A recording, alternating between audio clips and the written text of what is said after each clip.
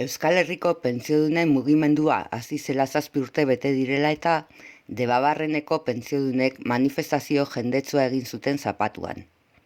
Ondoren, 80 lagun elkartu ziren Errebalen, herri bazkariarekin 7 urteko borroka ospatzeko.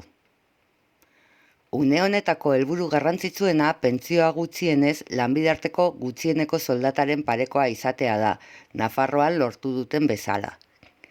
Izan ere, Nafarroako gobernuak eta oposizioak lortu duten akordioari esker, osagarri baten bidez pentsio guztiak gutxienez 1.034 eurokoak izatea bermatzea lortu dute, eta gauza bera lortu nahi dute Euskal Autonomia Erkidegorako.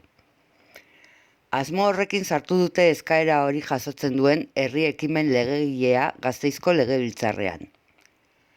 Aipatutako herri ekimen legegilea eztabaidarako onartuta dago, baina hori babesteko 10.000 sinadura biltzea eskatu diete pentsiodunei. Eibarren astelehenean hasi dira sinadura biltzen, eta datozen asteetan ere hala egingo dute astelehenero Untzagan egiten dituzten kontzentrazioetan. Ekimen horrek aurrera egitea benetan garrantzitsua dela nabarmendu dute beste behin, eta herritar guztiak animatu nahi dituzte beraien sinadurarekin babestera. Pentsiodunek diotenez, urte hauetan pentsioetan egon diren hobekuntza guztiak pentsiodunen mugimenduaren borrokari esker lortu dira. Horregatik, argi daukate mobilizazioekin aurrera jarraituko dutela eskatzen dituzten hobekuntza guztiak lortu bitartean.